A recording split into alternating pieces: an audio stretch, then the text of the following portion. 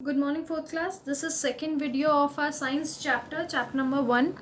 ठीक है, जिसमें हम अपने फूड के बारे में पढ़ रहे थे कि कौन सा फूड वाइटामिन मिनरल्स कार्ब्स हमारे न्यूट्रिएंट्स जो हैं और फूड जो है वो कैसे हमारी बॉडी में काम करता है और क्यों हमें वो फूड खाना चाहिए ताकि हमारी जो बॉडी है वो ठीक हो। यानी किस न्यूट्रिएंट का क्या फंक्शन है, कार्ब्स का क्या है, प्रोटीन का क्या है, वाइटामिन मिनरल्स, ये सब हम पढ़ चुके थे। So now we are on roughage. Okay, we eat various kind of food such as cereals, fruits and vegetables. कई तरीके के खाना खाते हैं हम, जैसे दालें हो गई, ठीक है, और फ्रूट्स हो गए, वेजिटेबल्स हो गई, ठीक है। All these things contain roughage और fibre that have no food value. अब इन सब में क्या होता है, कुछ रफेज होता है या उसको फाइबर्स भी बोलते हैं, जिसकी कोई फूड वैल्यू नहीं होती।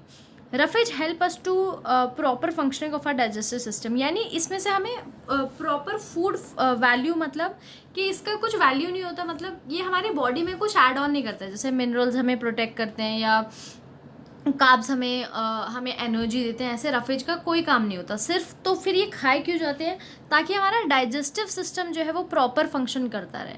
ठीक है, corn salad, sprouted seeds such as grams, unsieved flour contain good amount of roughage. तो रफेज क्यों होता है? ताकि हमारा जो स्टमक है वो सारा वेस्ट जो है हमारी बॉडी से बाहर निकाल पाए और हमारा जो डाइजेस्टिव सिस्टम है वो सही चले, इसीलिए सिर्फ रफेज होता है।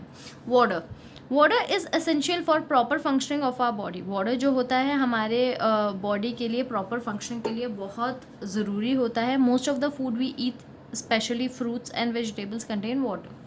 ठीक है, तो ज़्यादातर फूड जो होते हैं हम खाते हैं, या फ्रूट्स और वेजिटेबल्स जो हम खाते हैं, उन सब में वाटर होता ही है। We need to drink 6 to 8 glass of water every day. और हर दिन हमें 6 से 8 ग्लास पानी पीना ही पीना चाहिए। ठीक है,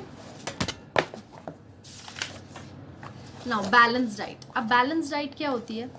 the food that we eat on a regular basis form our diet. यानी वो खाना जो हम अपने रेगुलर बेसिस पे खाते हैं वो सब हमारी डाइट बनाते हैं, यानी वो हमारी डाइट होती है कि आज आप क्या खा रहे हो, मॉर्निंग में क्या खा रहे हो, आफ्टरनून में क्या खा रहे हो।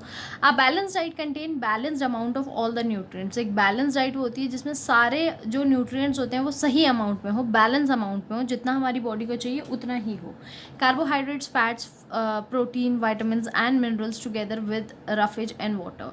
तो कौन से न्यूट्रिएंट्स जो हमारे डाइट में बैलेंस होने चाहिए वो होते हैं carbohydrates, fats, proteins, minerals, roughage, water. ये सब एकदम बैलेंस होना चाहिए। We need to take balance diet for healthy growth and development of our body. क्यों हमें बैलेंस डाइट चाहिए होती है? ताकि हमारी जो बॉडी है वो अच्छे से ग्रो करे और प्रॉपरली ग्रो करे।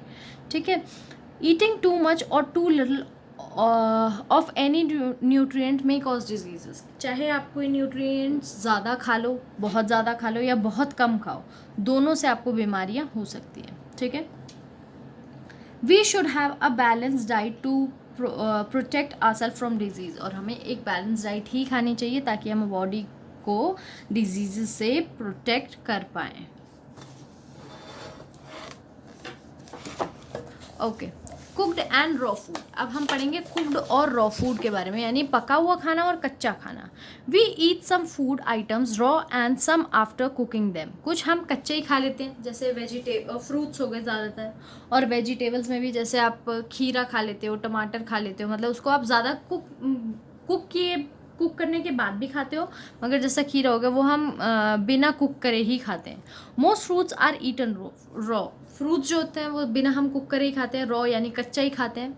We should wash a fruit before eating it so that to remove all the dirt, germs and chemicals on it. मगर हमें फ्रूट्स खाने से पहले उसको अच्छे से वॉश करना चाहिए। क्यों? ताकि उस पर जो भी गंदगी लगी हुई है, जर्म्स लगे हैं, वो सब धुल जाएं। We cook rice, grains, vegetables, eggs, meat etcetera before eating. और हम कुछ चीज़ें ऐसे भी होती है जो बनाते हैं उसके बाद खाते हैं। क्यों बनाते हैं हम? Cooking kill the germs that might be preserve in the raw food. क्यों? ताकि जो भी जर्म्स वगैरह हैं, जब वो कच्चे होते हैं तो उसमें कुछ जर्म्स होते हैं, तो वो मर जाएं पकाते पकाते, या वो हट जाएं, ख़त्म हो जाए।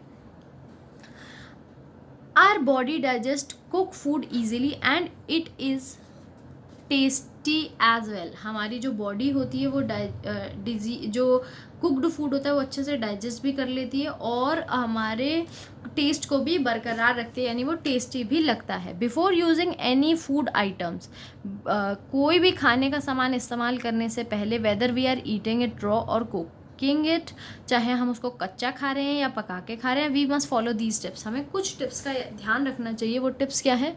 वो टिप्स हैं ये जो नीचे लिखी है।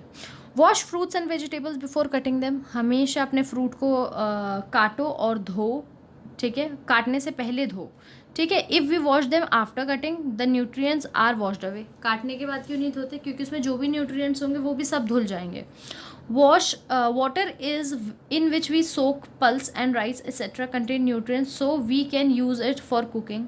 पानी जिसमें जैसे आप दाल भिगो देते हैं, राजमा भिगो देते हैं, ठीक है, ये सब ठीक है भिगो देते हैं, तो उसका पानी में भी न्यूट्रिएंट्स आ जाते हैं, तो वो पानी को हमें कुकिंग में इस्तेमाल करना चाहिए। मतलब साफ़ पानी में उसको भिगो के रखो ताकि आप खाने में उसको इस्तेमाल कर सको। Do not over cook the food as it destroy the nutrients in the food. ज़्यादा कुक मत करो, ओवर कुक मतलब बहुत ज़्यादा कुक मत करो कि न्यूट्रिएंट्स सब मरी जाएँ। Preservation of food. अब फूड को कैसे प्रिजर्व, यानी अगर आपने बना लिया है या आपने आप खाना लाए तो उसको ज़्यादा से ज़्यादा समय तक आप उसको सही रख पाएँ, ख़राब ना होने दें, तो उसके लिए हम क्या करेंगे? If we leave the food unprotected for a long time. अगर हम खाने को ऐसे ही छोड़ दें, सपोज अब गर्मियाँ हैं, आप बनी हुई दाल बाहर छोड़ दो तो सुबह तक वो ख़राब हो जाती है, उसमें से स्मेल आने लगती है, उसमें झाग झाग से बन जाते हैं। It become stale and bad. वो सड़ जाती है और ख़राब हो जाती है। We can not eat it as it is unhealthy for us. अब उसके बाद हम उसको खा नहीं सकते। Storing food for a long time without getting it spoiled is called the preservation of food. इसी को, यानी फूड को स्टोर करके रखें हम लंबे समय तक ताकि वो ख़राब ना हो, इसी को हम बोलते हैं preservation of food. There are some processes of preservation of food such as drying, pickling, refrigerating, deep freezing and Canning और बॉटलिंग, ठीक है। ये कुछ प्रोसेसेस हैं जो हम करते हैं फूड के साथ ताकि क्या हो, हमारा फूड ज़्यादा से ज़्यादा समय तक बचा रहे। Grapes and nuts are preserve by drying for later use. जैसे ग्रेप्स हैं या नट्स हैं जो आप कैश्यू खाते हैं, ये सब इनको हम ड्राई करके रखते हैं ताकि बाद में हम इसको इस्तेमाल कर पाएँ। गीले होंगे तो ये ख़राब हो जाएंगे। This process is called drying, और इसी प्रोसेस को बोलते हैं drying. Some vegetables mango and lemon are preserve by adding oil and salt. This process is called pickling. कुछ मैंगोज और लेमन हम कैसे प्रिजर्व करते हैं? ऑयल और सॉल्ट, बेसिकली अचार बना के, ठीक है, तो उसको बोलते हैं हम pickling. We preserve fruits and vegetables by refrigerating. Fruits और वेजिटेबल्स को हम फ्रीजर में भी फ्रिज में लगाते हैं ताकि वो ठंडे रहें और ख़राब ना हो।